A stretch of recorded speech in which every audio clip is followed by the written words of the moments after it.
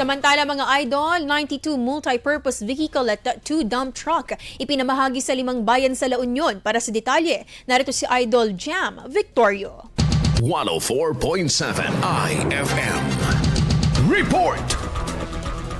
Mas pinalakas ang kakayahan ng mga barangay sa La Union na magampanan ng kanilang tungkulin matapos ipamahagi ng pamalang panlalawigan ang 72 multipurpose vehicles at 2 dump trucks noong Abril 30. Ang mga MPV ay pinamahagi sa 72 barangay mula sa 5 bayan, kalaki pa mga kagamitang pang-emergency upang makatulong sa mabilis na pagtugon sa iba't ibang sitwasyon.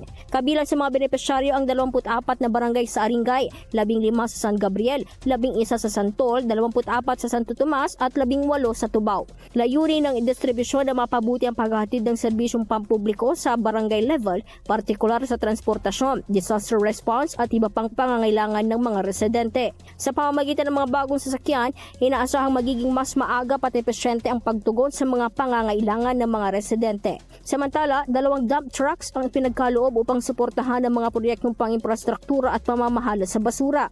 Malaki ang inaasahang ambag ng mga ito sa pagpapanatili ng kalinisan at kaayusan sa mga nasasakupan. Sa aktibidad, formal na tinanggap na makinatawan ng barangay ang mga susi at dokumento ng mga sasakyan bilang bahagi ng kanilang responsibilidad sa wastong paggamit at pangangalaga ng mga ito. Binigyan diin na ang naturang hakbang ay bahagi ng patuloy na pagsisikap na mapalakas sa mga lokal na pamahalaan at matiyak ang mas maayos, mabilis at angkop na serbisyo para sa bawat bayan. Kasama mo mula dito sa IFM Digupan. Ito si Idol Jam Victorio, Tatak IFM. IFM News. IFM News. IFM News.